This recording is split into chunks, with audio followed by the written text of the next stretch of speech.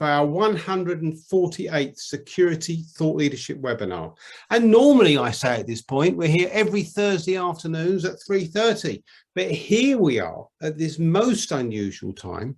It's 10 o'clock in the UK, 11 AM in New Zealand, and sets a different context. So the idea today, thought leadership, we critique things that are going on in the security world in the order that if we critique today, we get a better type of security tomorrow.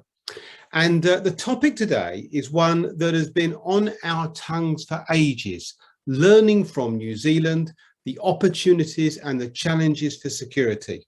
And what we're trying to do here is understand what's been going on in New Zealand. Now, around the world, and indeed on these webinars, when New Zealand has cropped up in conversation on the first 147 webinars, it's been in the context of there's a place that knows what it's doing.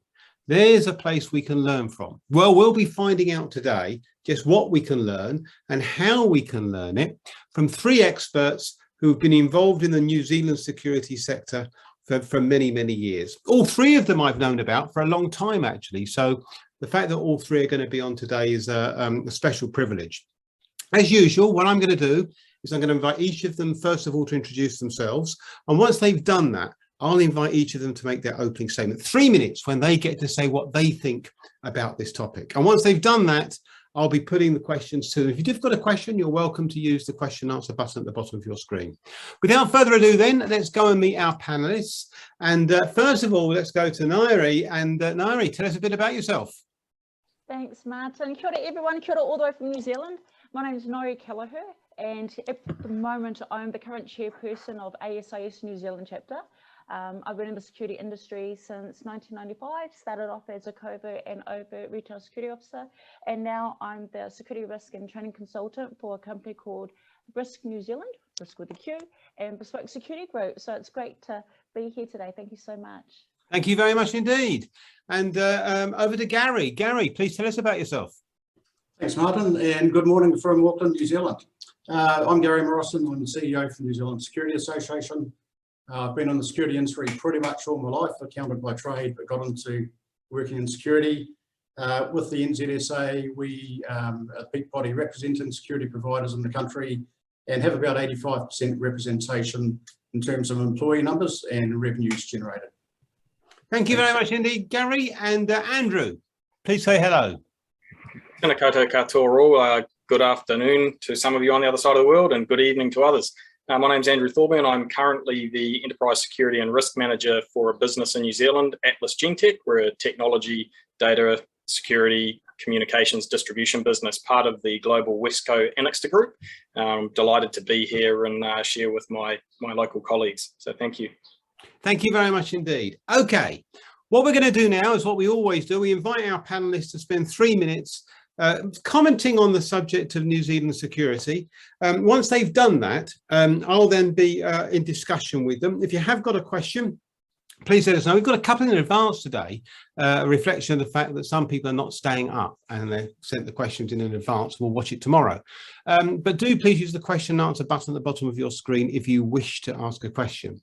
Okay, then without further ado, let's find out what Ngaire's got to say about this subject. Ngaire, over to you. Thanks, Martin. Well, definitely when it comes to the threat landscape in New Zealand, obviously things have changed quite a bit since COVID. Now, I can only talk from my perspective or our perspective in New Zealand rather than in comparison with other parts of the world.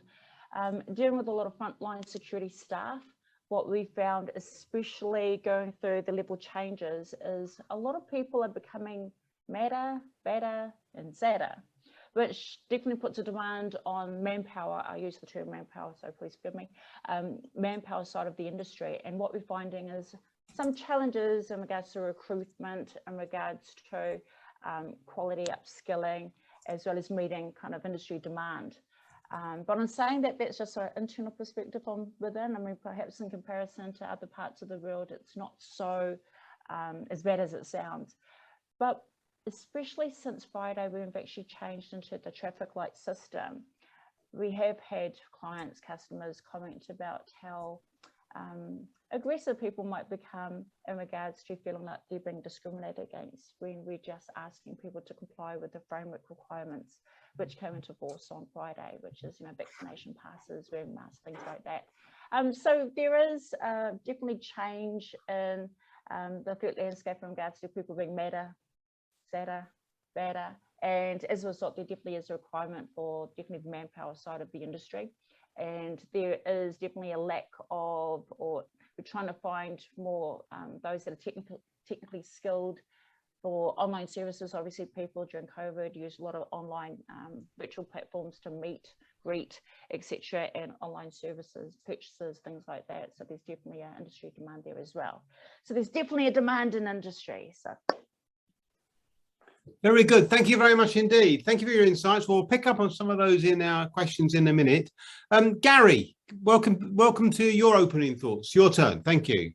Yeah, thanks, Martin. And I certainly reiterate what Ngaire said there with regards to the reaction from the public, etc. But I'd probably take a step back and probably one of the first things is how has New Zealand actually managed COVID? And I think we have to appreciate we're a small country at the bottom of the world. We are an island nation. So it's very easy for us to protect our borders, and we really probably had a big head start on a lot of the rest of the world on how we actually manage the situation. In some ways, we've done it extremely well. We've kept the number of deaths down. We came very close to eliminating COVID for periods of time, but it's come at quite a significant economic cost. And perhaps in some ways we've gone too far. We were certainly very complacent around the initial rollout of the vaccines and felt we had it beaten. And that certainly came back and hit us very hard. So it's that dichotomy between what we've managed socially probably very well against the impact on business. And there are certainly a lot of businesses throughout New Zealand really, really struggling at the moment, particularly around tourism, hospitality, etc., who have been hit very hard.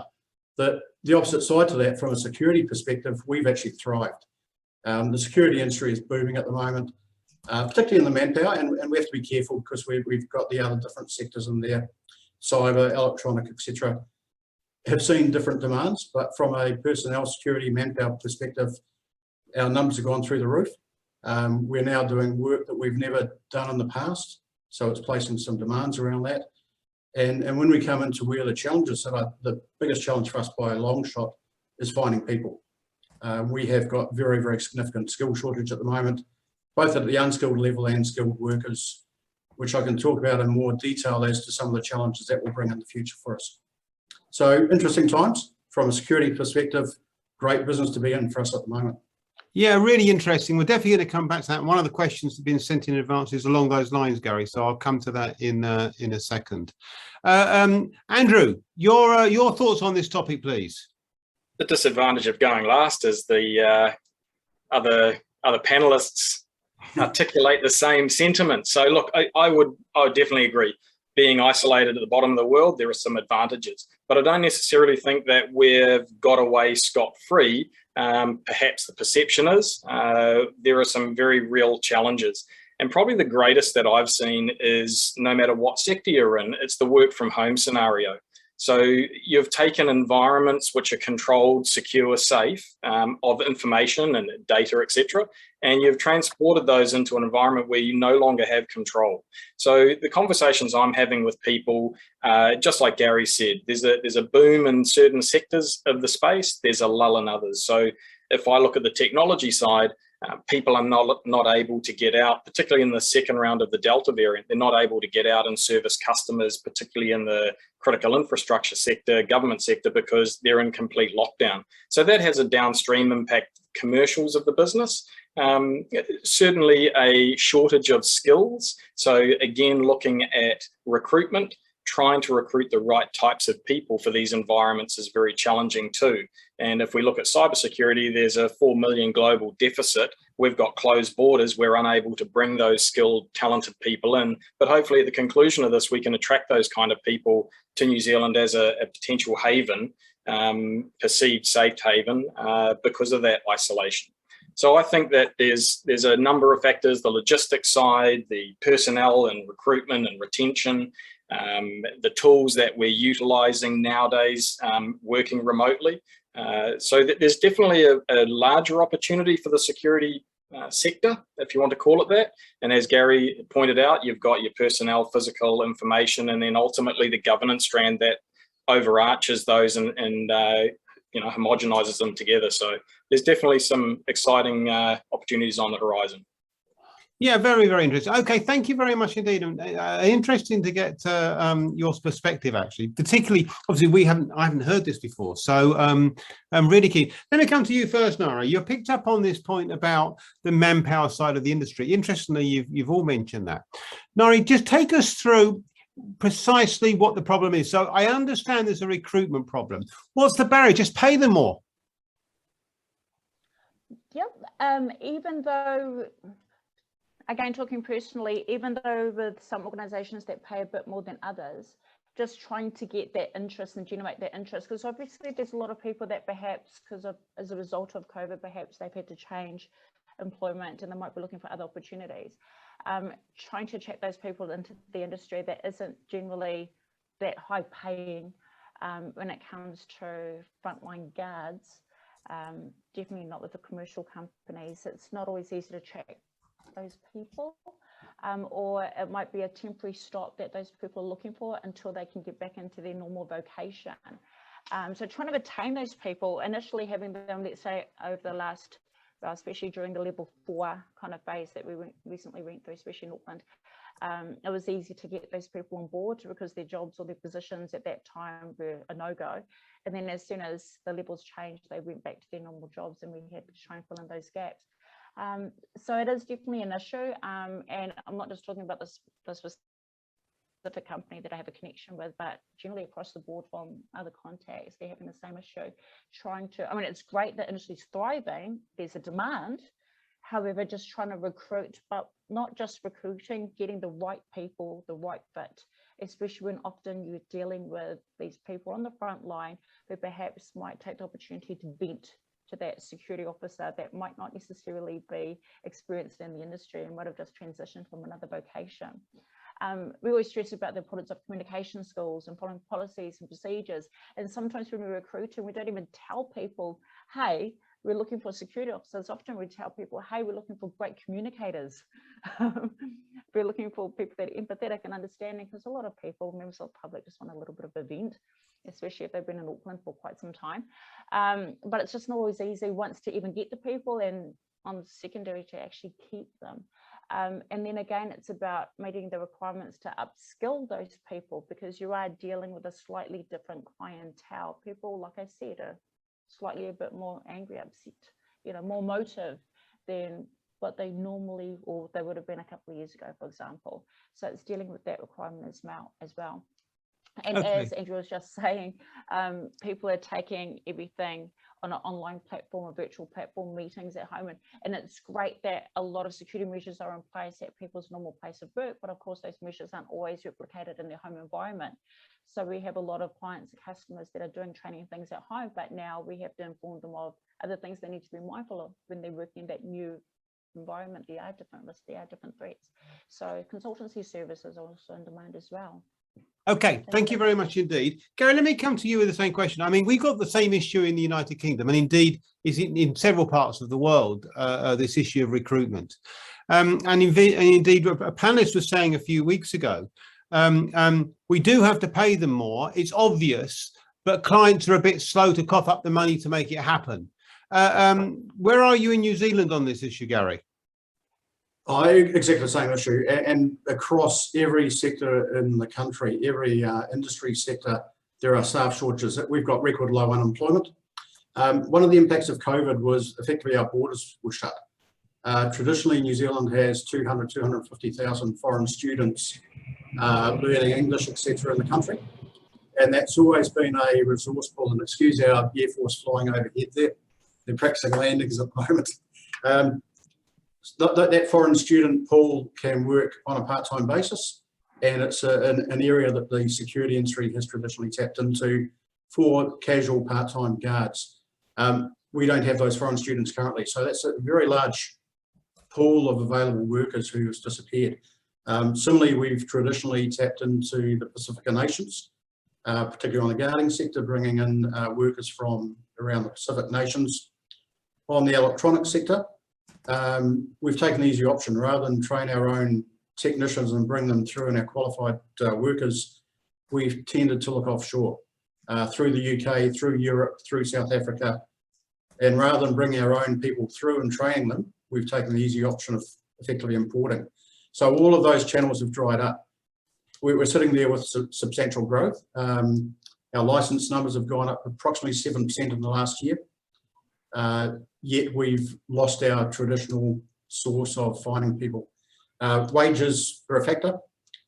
Traditionally, we've been a minimum, what we call a minimum wage industry. We are amongst the lowest paid from a security guarding perspective. We are at the low level. In the last 3 to 4 years, that's changed quite significantly. We've moved to a lot of employers now paying what we term a living wage, which is what is deemed to be appropriate to at least live on. And just talking to a number of our employers in the last couple of days, they are now going well above those rates just to try and find workers and attract them into the industry. The challenge is we're competing against other industries who are doing exactly the same thing. And it was just promoted the other day, picking kiwi fruit. Used to be $20 an hour. They're currently paying $30 an hour and still struggling to get people. Yeah. So you're looking at a 50% increase in wages and still struggling to find those people there as well. Okay, thank you very much. Sorry. It's definitely prompting a mindset change on where we find people, what we pay them, how we attract them into the industry, and how we promote ourselves as a career pathway for people to look at a real career option. Well, it's interesting you should say that, actually, because I was about to move on to Andrew. Let me just ask you that question, because Gary's led nicely into it. I mean, is all this going to be a long-term benefit? I mean, the very fact that it's enforcing the sector to think differently. I mean, it either sort of thrives in one way or merely gets by. Where do you think it'll emerge from this? Andrew first, and I'll ask the same question to Ngaire. Andrew. Yeah, look, it's a difficult space to be in, because if we look at the adoption of technology and more remote working, what is the outlook for a staff services? And so, put in context, I actually worked within a staff services business, so I'm acutely aware of the operational and fiscal challenges that they face in commodities going up. So I see technology playing a much larger part. Autonomous systems, the use of drones for response, for example, and patrolling, where you've got multiple eyes covering the area.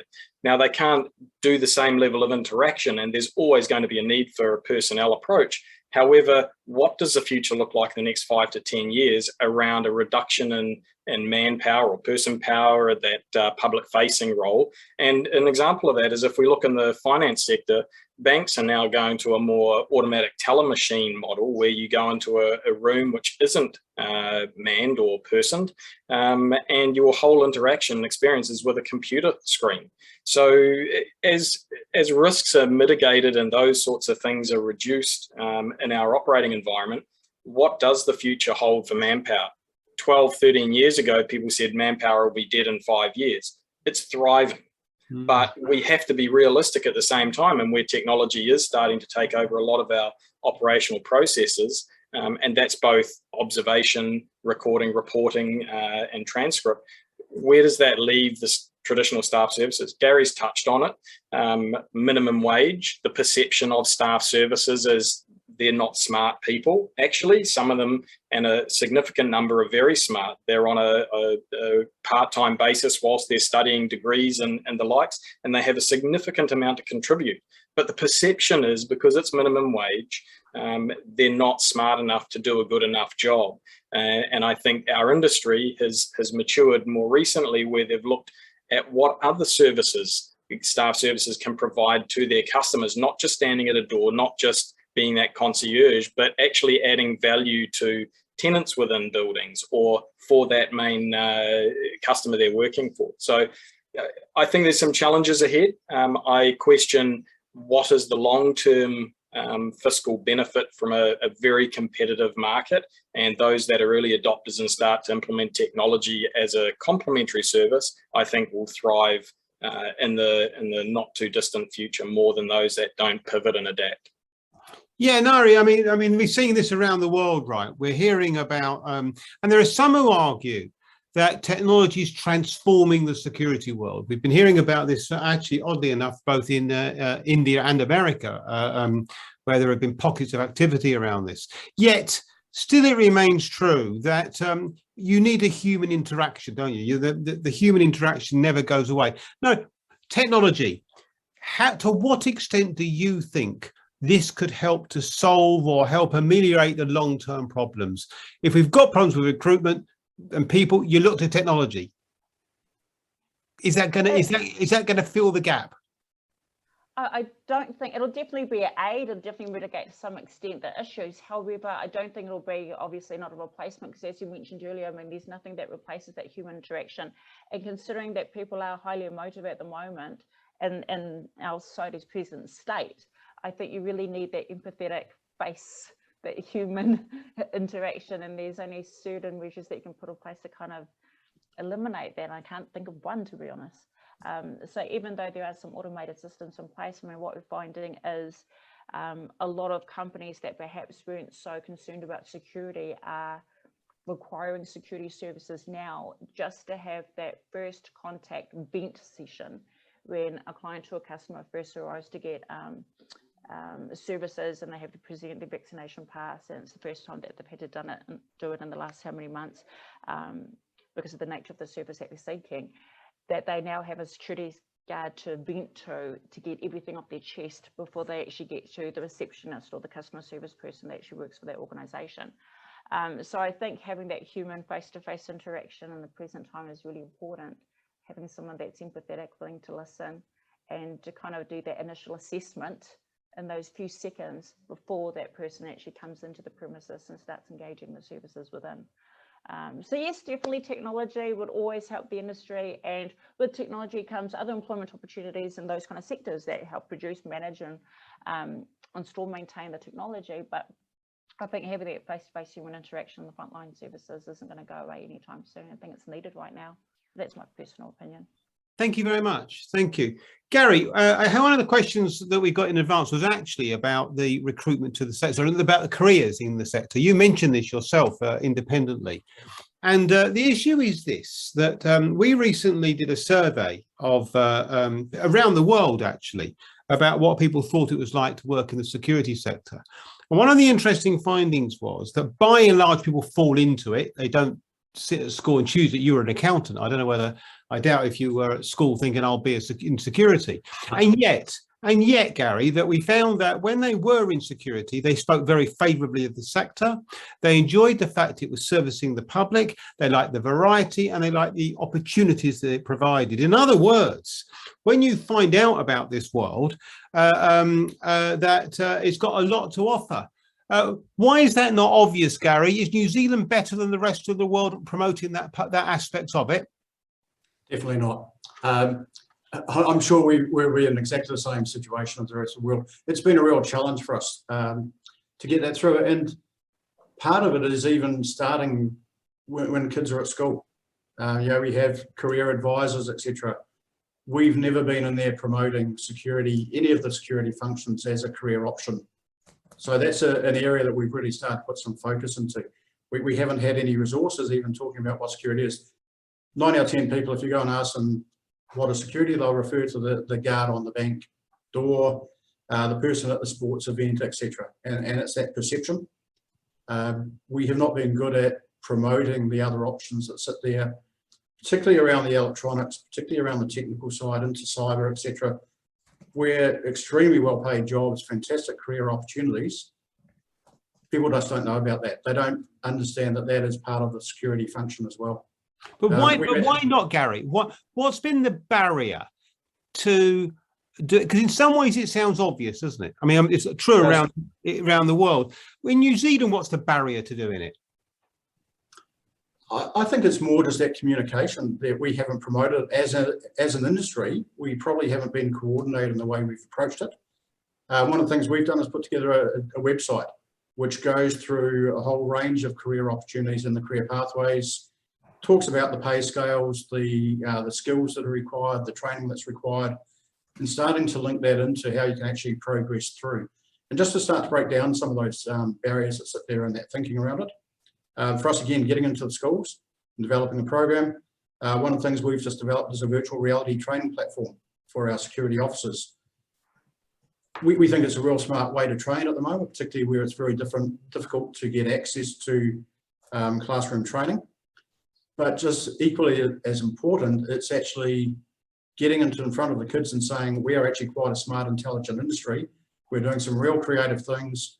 You can put on the headset, you can actually experience what it's like to do that job for 5-10 minutes and actually understand it. So I think we've had to change our mindset on the way we approach it. Certainly getting into the training and educational side and making sure that that's a joint approach. We're actually out there promoting together what those opportunities are. You know, 4 or 5 years ago, I went out with our major electronic training school, and they were talking to kids and saying, you can be an electrician, you can be this, you can be this. If you can't really find any jobs here, you can always be a security technician. And that was the view. It was seen as being the last option. The reality, our security techs are getting far more money than Sparkies are. But that knowledge wasn't there. We weren't out promoting that in a combined approach, I'd suggest. Yeah, interesting. Andrew, from your point of view, I wonder whether there's been a change in perception of security in New Zealand as a result of COVID. So in some parts of the world, what we found, Andrew, through these webinars is that security has been pushed to the forefront during this period. It's been seen to be important in protecting people in different ways, in having to adjust. Has that happened in New Zealand? And do you think there will be long-term benefits from any changes that have taken place that, of course, are going to attract more attention to the sector? Andrew? Yeah, absolutely. If we look at how different organisations in different sectors, so let's look at critical infrastructure or significant importance, how do we support following a disaster, let's say a flood that occurred in West Auckland during a lockdown period? How do we respond to that? How do we mobilise our people and emergency services while still maintaining the social distancing and minimising the risk of spreading, in this case, Delta variant? I think there's a lot of learnings. There's businesses that are thriving out of this. So if we look at the likes of Global Risk Consulting, they've developed several tools: Manaki CMS, crisis management system, an online web tool that can help organisations go in and view what the current status is by location, right down to granular detail.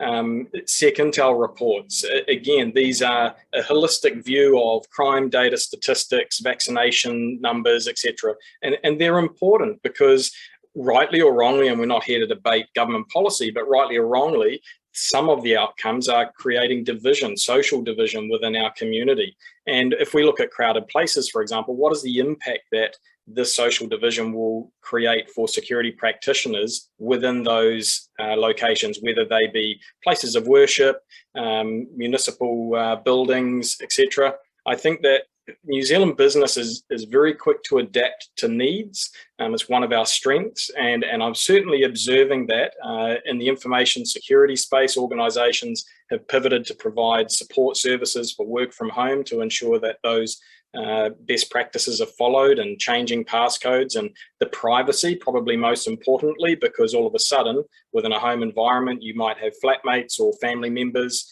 with conflicts of interest where that information is immediately visible or conversations can be overheard. So New Zealand businesses are very quick to adapt, and I've seen that, as I say, with the likes of an industry stalwart, Chris Kumiroa in New Zealand, with his businesses and how he's harnessing that data and presenting it in a meaningful way that organisations outside of the industry who are desperate for this can actually manage and move to respond to events. So definitely there's debate about how things have been handled, but probably the takeaway is New Zealand businesses are very, very capable and adapt and embrace change. We've got a new way of living now, and we're seeing that from the security sector with services they're offering. And as a clarification point, what did you mean by divisions? For those overseas, I'm not sure we follow what you mean by social divisions. So in essence, you've got those that are pro-vax and those that are anti-vax. And as a result of that, as I say, my conversations with those working in crowded places, and there is on New Zealand Security Association special advisory group, a Crowded Places cohort.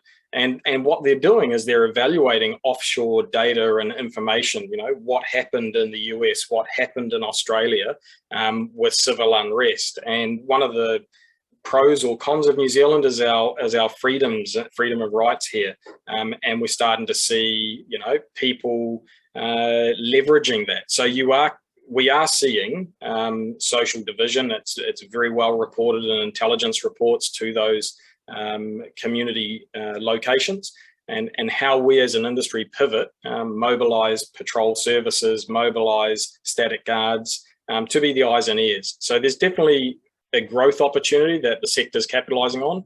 The challenge for all of us is with closed borders, the pool of those candidates is diminished significantly, and attracting people to an industry which is typically seen as low paid and doesn't have opportunity isn't a short-term vocation for some that may be transiting between a failed business or position and their next opportunity. And because of the government assistance too, we haven't realistically seen the fallout that could occur because businesses have been propped up. So I'm observing the next probably 6 to 12 months with great caution from a security operational perspective, both a spending but also protective security perspective. I think that's the telling time period.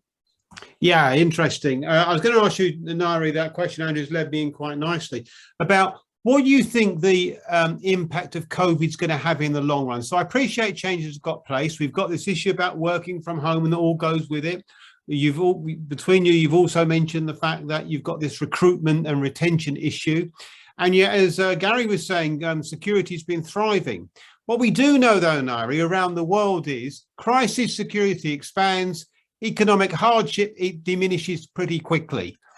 Do you think that's what's going to happen soon? That as soon as we get back to normal, it's going to be tough for a while and security is going to be cut back and the growth we've seen is going to be rescinded, or it's not going to continue to grow? Ngaire?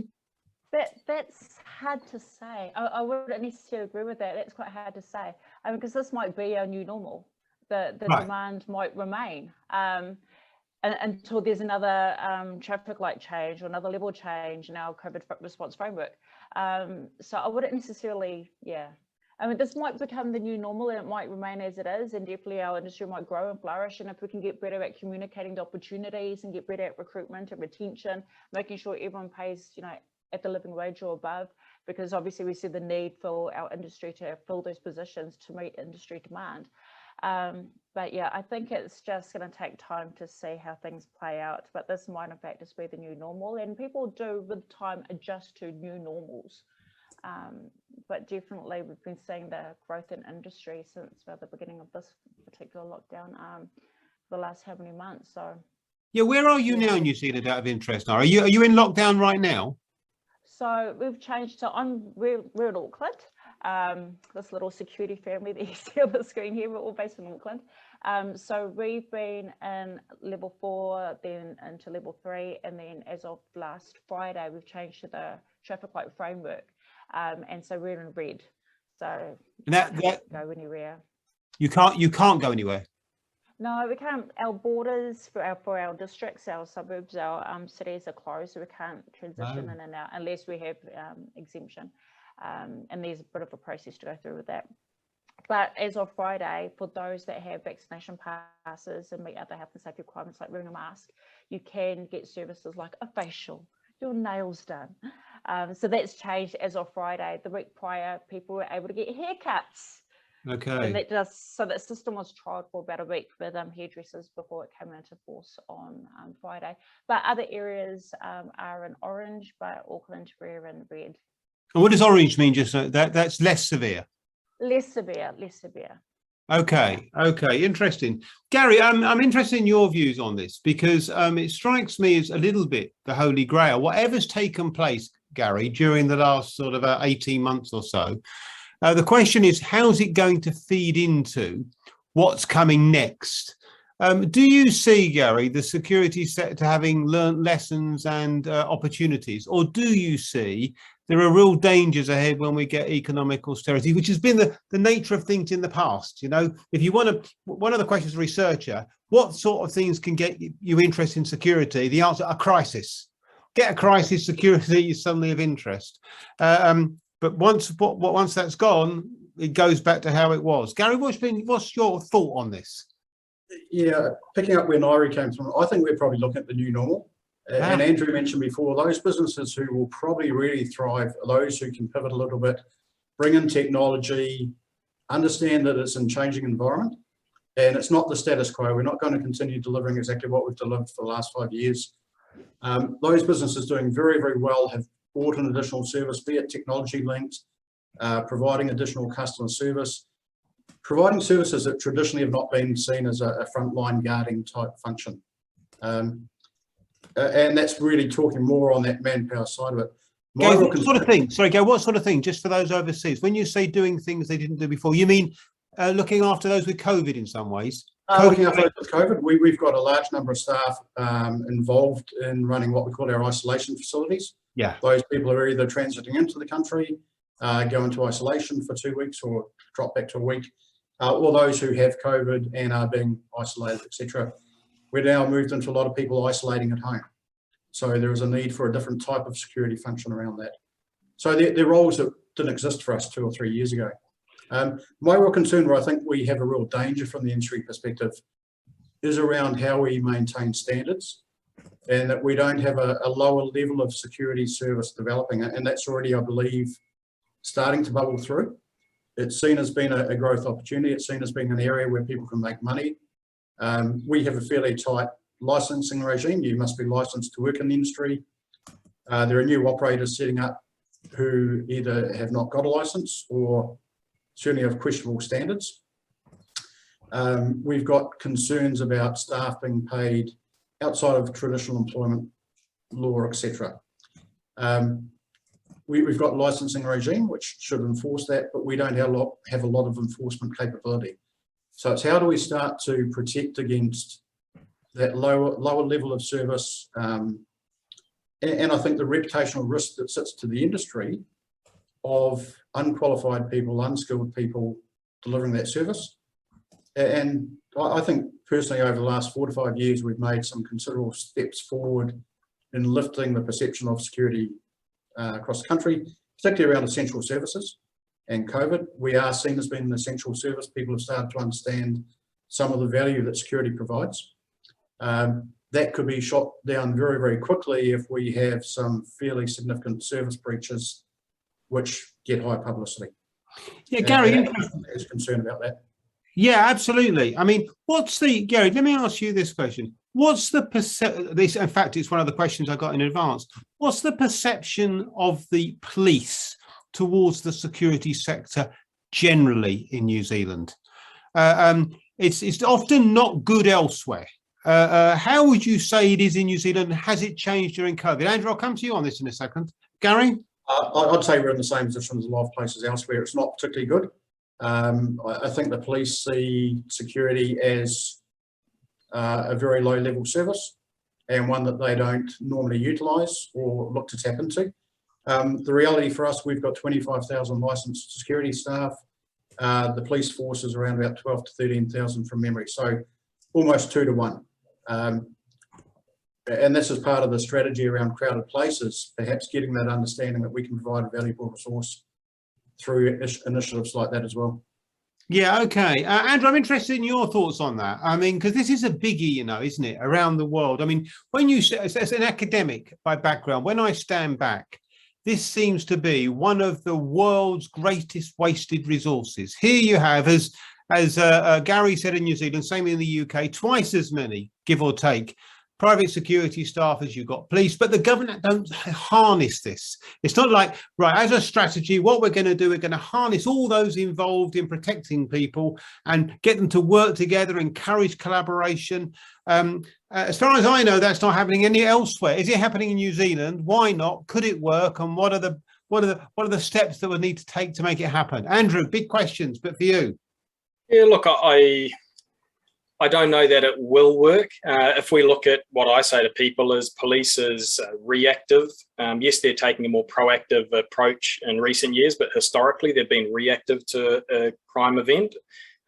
Private security has been proactive. We have to work within the constraints of local law, and therefore there are restrictions and limitations on what private security personnel can do. And I say that in the broadest context, taking into consideration private investigators, intelligence professionals and security officers, security technicians, where they might be deploying covert video surveillance. So where private security has to work proactively within the law, police can be reactive outside of the law in that context, loosely said.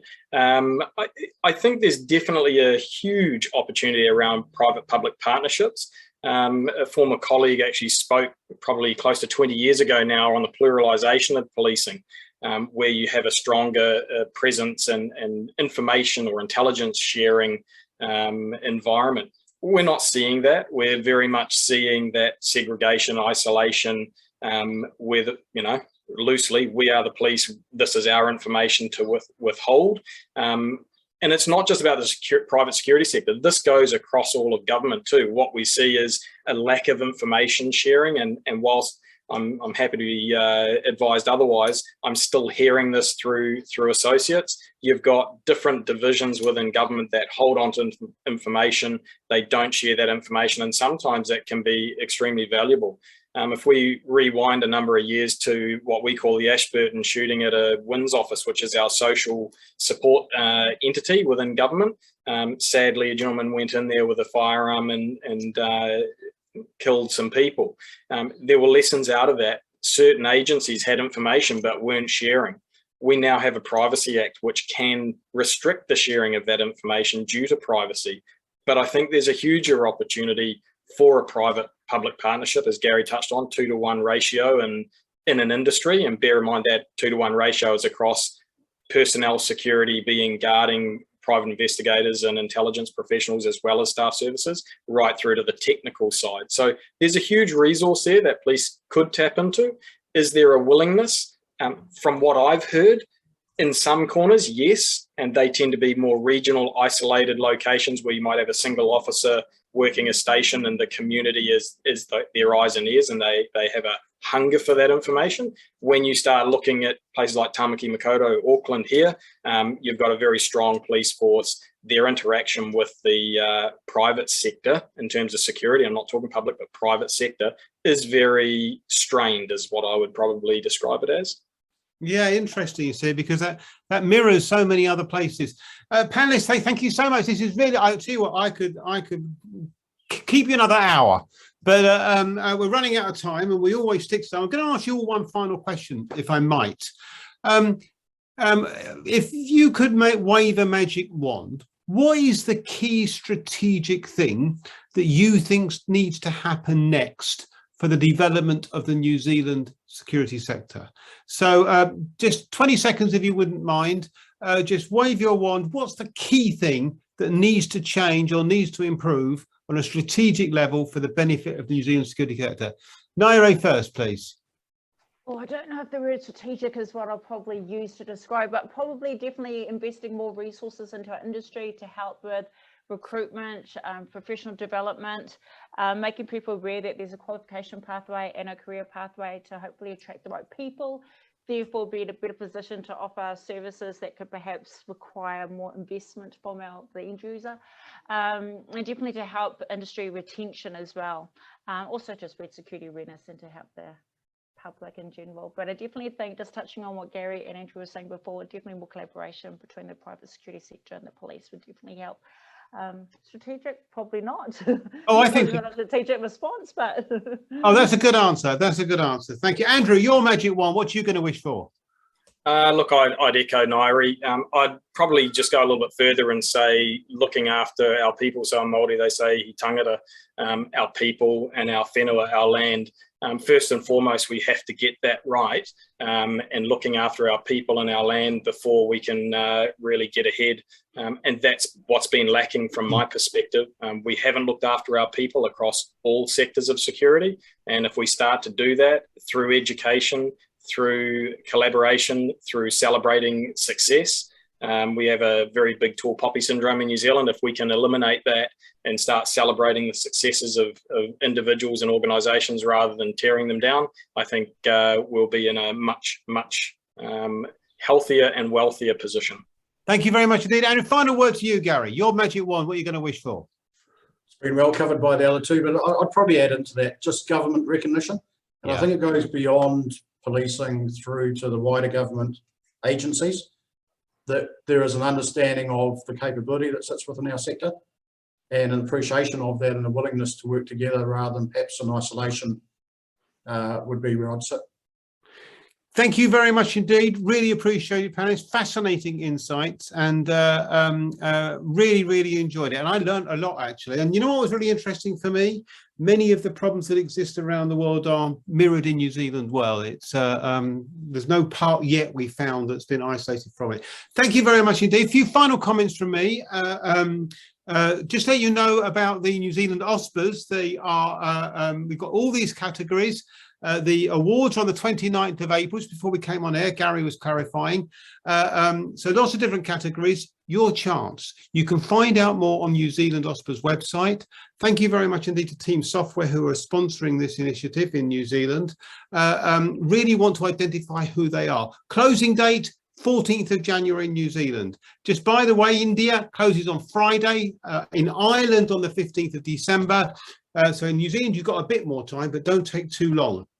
More webinars coming up. Next Tuesday, we've got the Cyber OSPAs, the Cyber Outstanding Security Performance Awards Global Initiative, and you can find out who's won at a virtual live ceremony which is free to attend. Likewise, on the 21st of December, we've got the India OSPAs, the last one of the year, also virtual. But back on the 6th of January with our usual webinar series, where my colleague, Dr. Janet Goldsborough-White, will be looking at the role of auditors. And on the 13th of January, looking at diversity. What about the disabled and the LGBT community? So lots more coming up. Thank you very much indeed for listening. Thank you very much indeed to my panelists once again. Really enjoyed that, all new to me. And thank you very much indeed to Christine Brooks in the background for managing it all behind the scenes. So as I always say at the end of these webinars, wherever you are in the world, until we see you again, stay safe.